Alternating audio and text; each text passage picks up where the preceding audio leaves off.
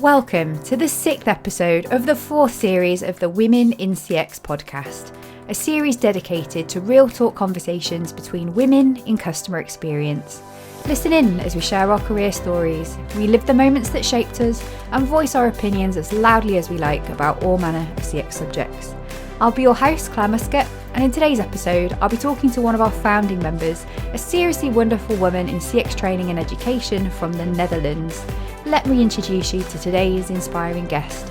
She's a human-centered design fanatic with over 15 years experience in the field, having helped create better customer and employee experiences at KLM Royal Dutch Airlines as Customer Experience Director, Dutch Airways, Gideon, and the Dutch Ministry of Foreign Affairs. In 2021, she founded CX Unraveled and now offers dedicated CX training and consultancy alongside lecturing in design thinking and entrepreneurship at the University of Amsterdam. Please welcome to the show, CX sister, Thirza Schaap. Hi, Thirza. Hi, Claire. How are you? I'm good. How are you? I'm doing great. Yeah, you over the COVID now? Definitely. Yeah. Oh, good. I was a bit worried about you because I know you've been poorly recently. So thank you so much for making it today. So super excited to have you. Welcome to the Women in CX podcast. Thanks. Super excited to be here. Yeah, and welcome to everybody that's listening along at home as well. So Thirza, let's just jump straight in here, and I'm sure the audience would love to know a little bit more about you. How exactly did you get into CX, and how did you end up being the co-founder of CX Unraveled? Yeah, I learned about CX on the job, actually. So I worked at KLM Royal Dutch Airlines for 13 years. And at the end of my career there, I was actually given the opportunity to set up CX within the organization. And that's when I realized that customers and focus on customers was really my path in every single job I had had up to then. And I really enjoyed doing that. It was very challenging. Of course, multiple departments, different silos, a customer-centric culture, which wasn't really there. And after I spent 3 years doing that, I decided I wanted to do that for more organizations and companies. And I freelanced for a while by myself. And then last year, at the beginning of the year, I set up CX Unraveled together with some former colleagues. Now we offer masterclasses as well as consultancy, as well as inspiring talks on CX. Yeah, that's how it went. Awesome. And how's it all going? Really, really good. I sometimes I say I actually produced 2 babies last year, a real one, and then this company, and knowing that I did all that and how we're doing business wise, I'm really amazed, but also enjoying it so much. Yeah, of course. And I guess we met in March last year, didn't we? So we just did. over a year ago. Yeah. So you were just building your business, I was just building the community, and you managed to have a baby. Yeah. You had a busy old year. Yeah.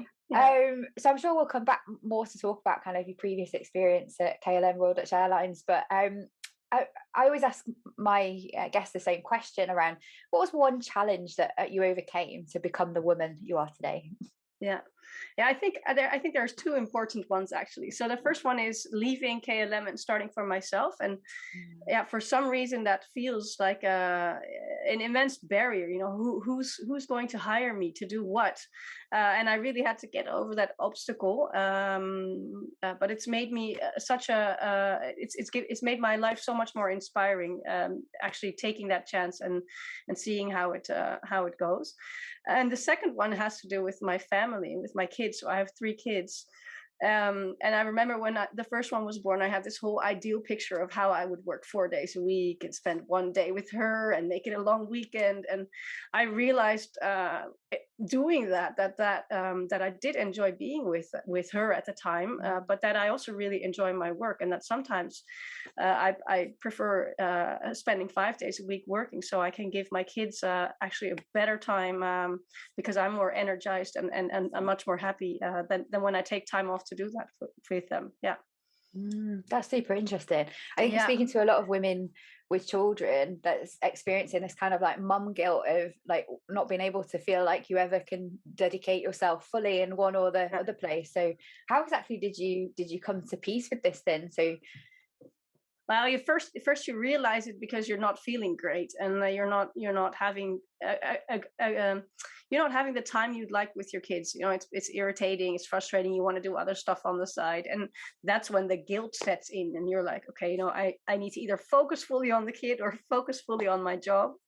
And I actually had some sessions with the psychologist to discuss this, where we looked at, what were my expectations. I had pretty high expectations of what I should do as a mother. But it also was about how, for instance, my husband and I raised our kids together, and who did what, and what you needed to leave, let's say that personally, to make sure that everyone is happy and having a fun time. So I had some external help for that. Yeah. Yeah, no, Yeah. fair play. I'm like all about getting external help when we need it. Yeah. But there's a lot of conditioning, isn't there? Like Yeah. in as young women growing up, we're kind of like told what this role of motherhood is. But if we also have a career, like you said, it's like having a child in its own right, isn't it? Especially if you've got your own business, but being Yeah. able to make room in for all of these different things that we want, and not kind of ending up with this resultant guilt of thinking it has to be one or the Yeah. other, and being able to have both. I'm sure everybody listening will feel super inspired by that as well. Yeah. But I also really feel for you around that sense of identity loss that came Yeah. as a result of leaving the corporate world and deciding to go it alone. Yeah. I know mine was in 2017. I knew I didn't want to be there anymore, but the security of having like the job title as a head of customer experience at a big organization, I didn't Yeah. realize just how much my identity was tied into that. Yeah. And that, kind of what you said, then who's going to employ me to help them with Yeah. stuff. I had that exact same question Yeah. myself, like, having to separate my identity from a previous company and rebuild myself as this new version was super challenging, like emotionally. But again, like the feeling of was happy surprise when people did want to work with me, Yeah. and having that background was a real advantage. But it just, because I didn't work for that company anymore, it didn't really take away or it didn't take away at all from the fact that I gained all that experience Yeah. working in Yeah. big businesses. So yeah, so I'm with you that anyone who's feeling the sense of, oh, maybe there is something bigger outside of the corporate world, maybe I could try starting my own business, I'd encourage anyone who's got the motivation and the feeling that that's a possibility to definitely give it a try, because it's so rewarding, isn't it, when you get there. It is. I mean, I would say go for it. Although it does make you feel very anxious, but go for it, and step over boundaries every single time. I've done things I'd never dreamed I would do. I wrote a book recently, so never thought I would do that when I was working at KLM. Yeah, no, Yeah. absolutely. And speaking of the book, that could be Yeah. a nice segue into our next question. So you recently published a chapter in CX4, so the Yeah. collaboration book series with Naeem Arif. Yeah. And in that you wrote about strategy and culture. Yeah. So for anyone who's not read it yet or thinking of buying the book, could you give us a little bit of an overview of your perspective on this subject? Yeah, sure. So I find culture one of the most interesting things within customer experience, because it's not tangible. It's if you have set up metrics and you have a KPI framework, something you can see and you can measure, a strategy you can put on a wall and people can talk about it. But with culture, that's more difficult. And what I wrote about is that I feel, after looking at numerous companies, there are 7 things you can actually do to create a more concrete thing you can do to make that culture more customer centric, or I like to use the word customer obsessed. And those 7 things range from having a really clear CX strategy and making sure all your employees not only know it, but also know how they can contribute to it. It's about the hiring process. It's easier to hire people with the right mindset than to put a lot of energy and effort into transforming people who don't have the right mindset, who already work with you. It's about training. It's not only about onboarding, but training people throughout their careers at every level. It's also about rituals, instilling small things, daily things, which make people think about a customer much more and much more easily. It's about rewards, informal and formal. Making sure people are put in the spotlight when they do something cool with the customer, but also making sure their financials are according to the way they work with customers. And last but not least, it's about sharing the progress of customer experience within a company and making sure everybody has a feeling they're working on that together. So that's what I write about with examples from either KLM or other industries I've worked in. Yeah. It sounds super interesting. I read it because you sent it over to me. Thank you. Yeah. But yeah, definitely recommend CX4 being a great book to read, and especially this chapter. Just thinking about some of the things that you mentioned there and reflecting on my experience. The first part of my career in CX was very much about the kind of people and culture change programs around customer service. And for me, I think it all really starts with understanding and listening to employees at the front line, because no matter how much you understand the experience you want to create, if you don't understand the barriers that are in their way of being able to do that, actually it can still fall on fallow ground. So I remember when I used to start those kinds of projects, my discovery would be to hold like focus groups with frontline teams and just to ask them, like kind of nobody comes to work wanting to do a bad job, do they? But the service scores were, testament to the fact that we weren't doing a great job. So why? And a lot of the time there was like operational issues, like policy and processes that had been instilled from the support center that actually tied people's hands around that behind their back. So for example, like I think a great hallmark of CX culture is being able to deal with customer problems effectively. And you use the word customer obsessed. Like Amazon just don't even question, do they? They say, you've got a problem, we'll fix it, send it back, we'll put the money back in your account. And they don't quibble about it, they just fix it. And a lot of the barriers I've seen over time had been about like the tiny percentage of customers that might take the mickey and try to take advantage of policies and processes. The actual service process was built around that tiny percentage, not the 99.9% who actually just want to get that problem solved. So especially like kind of the contact center empowerment of employees, that if you want to create a culture where people do use their initiative and do take those kinds of steps to do the things that they don't have to do, that customers really love and appreciate and remember you for, there's also a bit of a responsibility around unblocking some of those things. So some of the biggest cultural change from my experience in creating customer experience culture was about creating a culture of trusting employees more and empowering them to do a great job.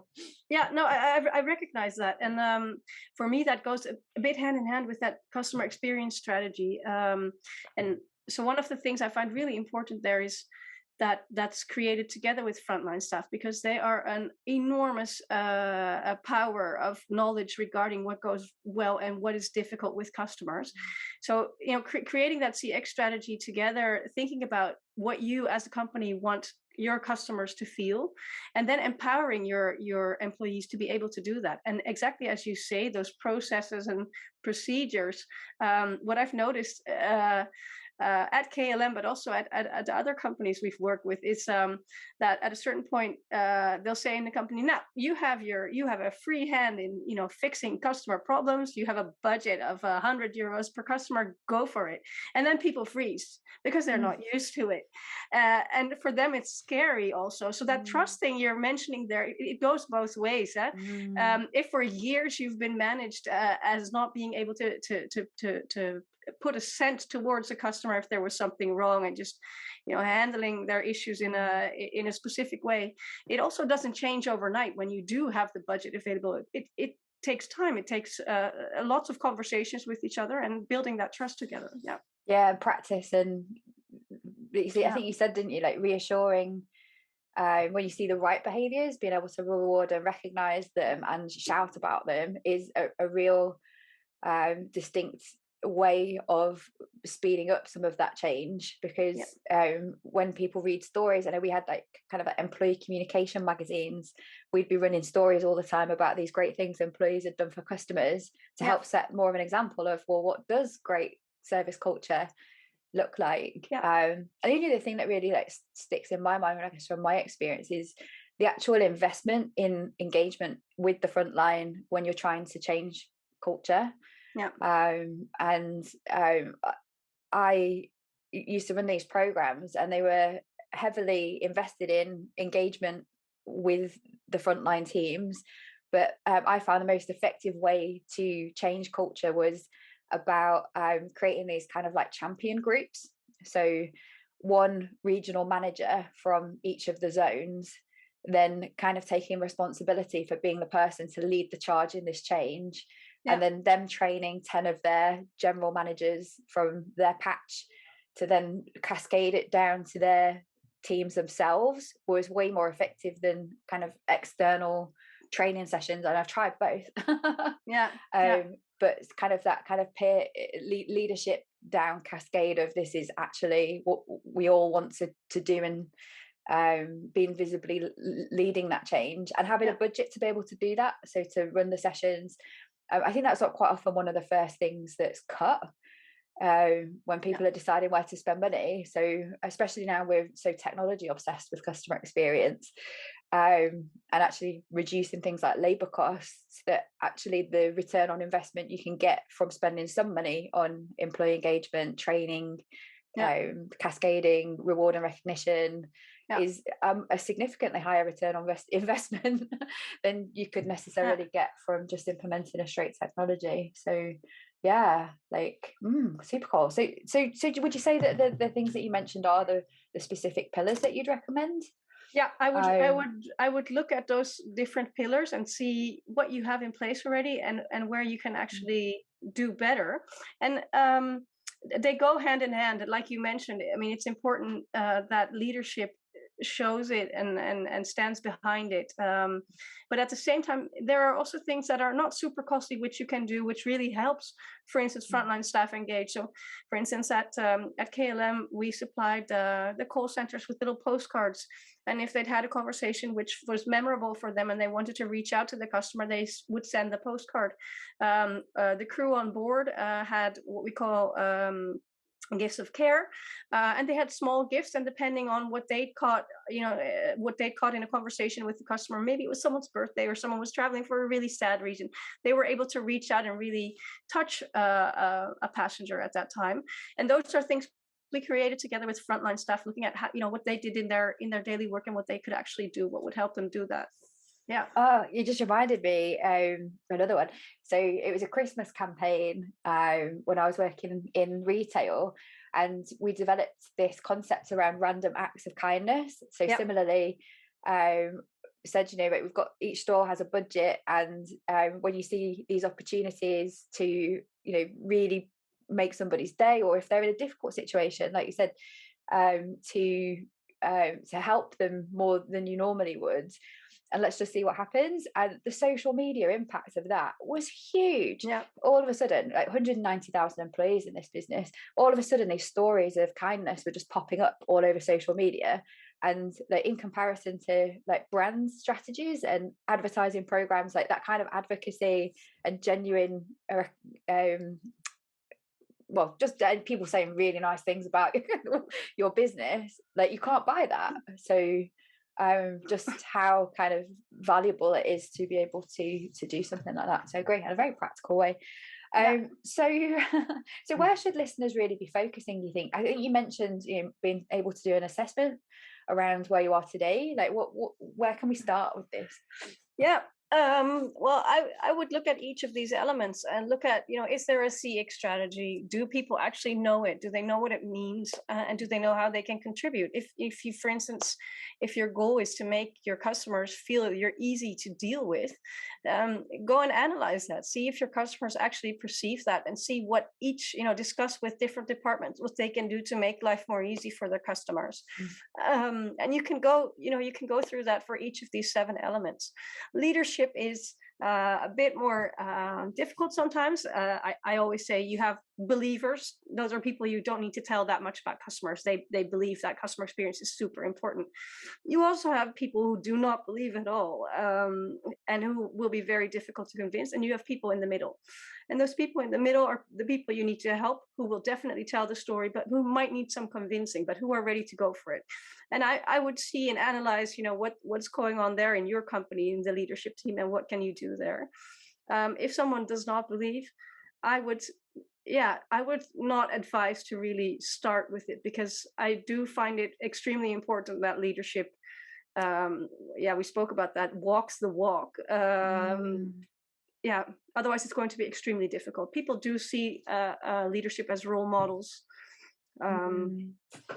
yeah, Yeah. I remember like this kind of living out in practice in some of the projects I led, where like we did talk about the people sitting on the fence were the ones to target and to really try to invest in, because you've already got the naturals who will continue to be champions for customers anyway, but that other side of the fence, the ones that are probably not the kinds of people that would ever fit into this culture that you're trying to drive, actually this is about having really difficult conversations. This is about performance management, setting standards, and when people don't meet them, actually holding them to account. So I know like one of the key metrics for these kinds of programs is actually employee retention. So being able to invest in employees so they stay for longer, you reduce the cost to recruit. It's great, but actually sometimes there is going to be a cost to removing the people from your organization who are never going to be able to deliver the kind of service that your customers deserve. And we see this, I think, a lot with like historical legacy. So when companies are older, they tend to have a bigger pool of people around. But what I did see though was when the people on the fence started shifting to the right side, that actually it did have a positive impact on the naysayers, because they were started to be surrounded by people who were actively saying, you know, we want this to be part of this change, we want to do this. And they started to feel I guess less comfortable being a negative naysayer about it. So yeah, that's fascinating. So just to finish off then, what would be your kind of top piece of career advice or your top takeaway from this conversation for women in CX? Couple of things. First off, you know, take a chance with yourself. If there's dreams you have or things you want to do out there which look very daunting, go for it step by step and see what happens. I can almost promise you that things will happen that you'd never expected, and that it will help. And at the same time, it might not be for you, and you'll figure that out then, and then no harm has been done either. So I think that's one big lesson I learned. Then the family work balance. I think it's important to figure out for yourself what works for you there, and not to feel guilty if that leans more towards work sometimes and less towards children. I think the most important thing I found out was my kids are most happy when I am, and figuring out when that is gives me the opportunity to care for them in the best way I can. And then culture-wise, I would look at these 7 factors, see what you're already doing there as a company, and brainstorm with the frontline, but also with other people within the organization who are believers on what you can do to improve it even further. Awesome advice. And is there anywhere that our listeners could go to find out more about this? Obviously by CX4, but is there anything on your website that they might benefit from? There's definitely stuff on our website. So that's cxunraveled.com, where you can go to, or follow our LinkedIn channel. We regularly post, for instance, reading lists on culture, or specific facts that we found out, or things we've done with companies. So I would say those are two good resources. Yeah, and then you do free little CX events as well, don't you? That people can tune into. So so follow the CX Unraveled page on LinkedIn, and head over to the website as well. Well, it's been a pleasure to have you on the show today, Thirza. Thank you. Thank you, Claire. It was a really lovely conversation. Very interesting. And thank you for continuing to be one of the most wonderful founding members of Women in CX community. I can't wait to continue to work with you in there too. So thank you so much. Okay, thanks everyone for listening. Bye, Thirza. Bye, everyone. Bye. Thanks for listening to the Women in CX podcast with me, Clare Muscutt. If you enjoyed the show, please drop us a like, subscribe, and leave a review on whichever platform you're listening or watching on. And if you want to know more about joining the world's first online community for women in customer experience, please check out womenincx.community and follow the Women in CX page on LinkedIn. Join us again next time, where I'll be talking to another amazing community member about breaking gender stereotypes in marriage and CX in Kenya. See you all then.